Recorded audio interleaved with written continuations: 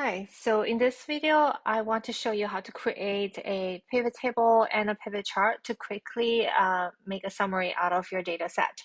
So here we're looking at a data set of about 65 records of customer and sales. So we see each row contains kind of like a sales summary that including which quarter, which year. So for example, the first record is in first quarter of year 2013, customer 4 made 15 of product 9 purchase and generated revenue of $270, assume in the West region. And so each of the record has the same structure that they all have these attributes.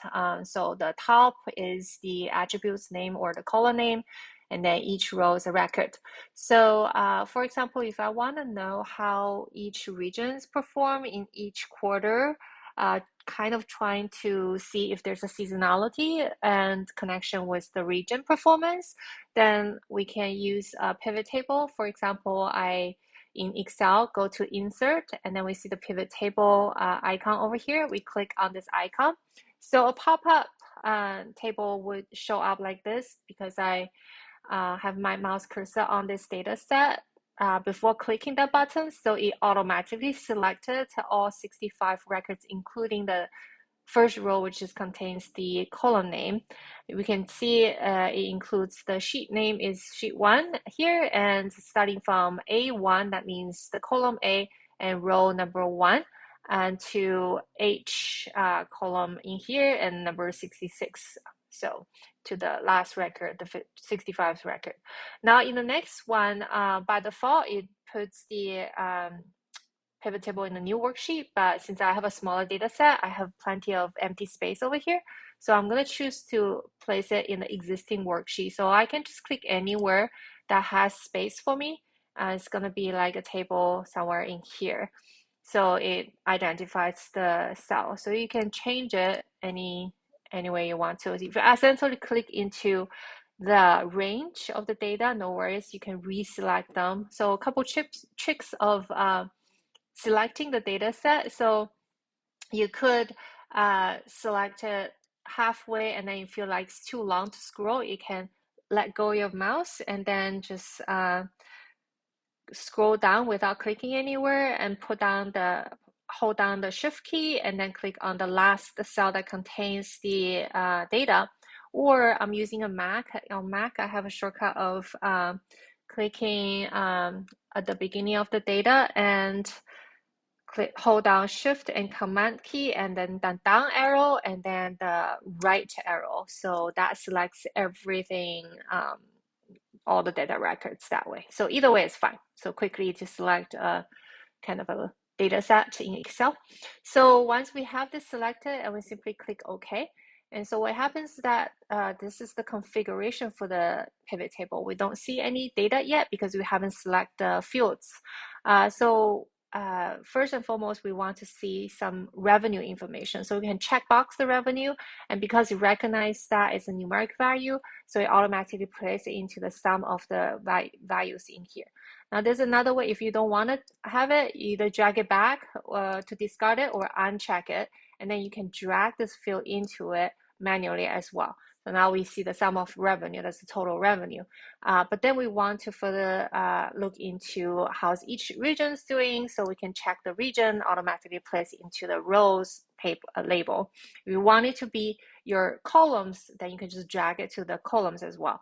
Now, if I want to show each region in a row and I want to show each quarter in the column, but if I check mark the quarter here, it's gonna automatically place down like to combine with the region. So we want to make it more visually nicer, and we want to separate the quarter from the region. Then we choose the region only for the rows and quarter for the column labels. So we can just drag it there. So now it's easy to see, right? So we can see that in Midwest, the total quarter 1 will make 200 units, $200 revenue.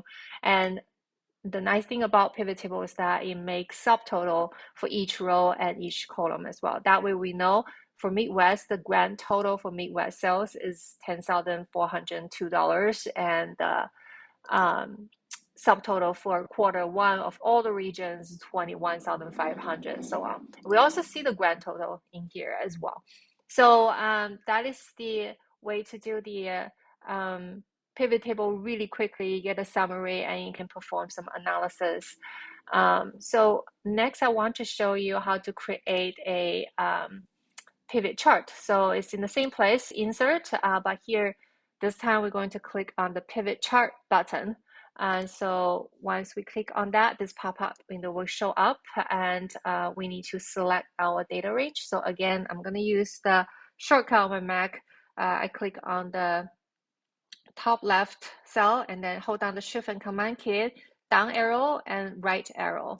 And so it's selected and existing worksheet, and this is pretty good place, I would say. Sorry, I just did replace my data set place accidentally. So I highlight this part and to change the location of the cell that I want to place the charts.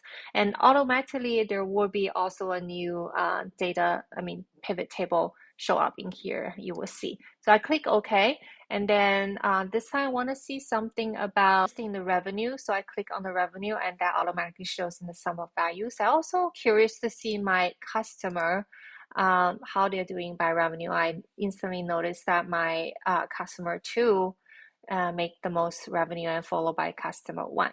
Now, if I'm curious about what product they also are purchasing, and then I want to use the legend for the product, of course, it gets a little bit busy.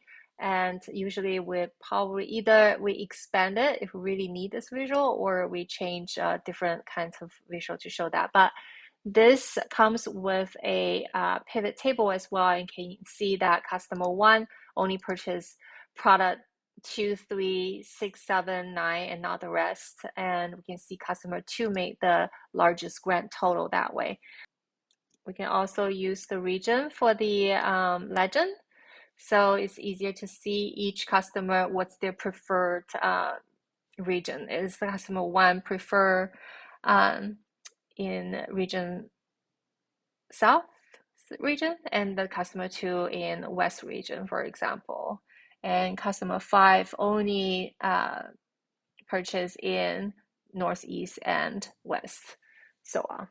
So that's an example of the pivot chart. So again, anytime you click outside the pivot table or pivot chart, no worries, the configuration disappear. But if you click back into any cell inside the pivot table, or click on the pivot chart, and that configurations will show again, and you can again configure different things.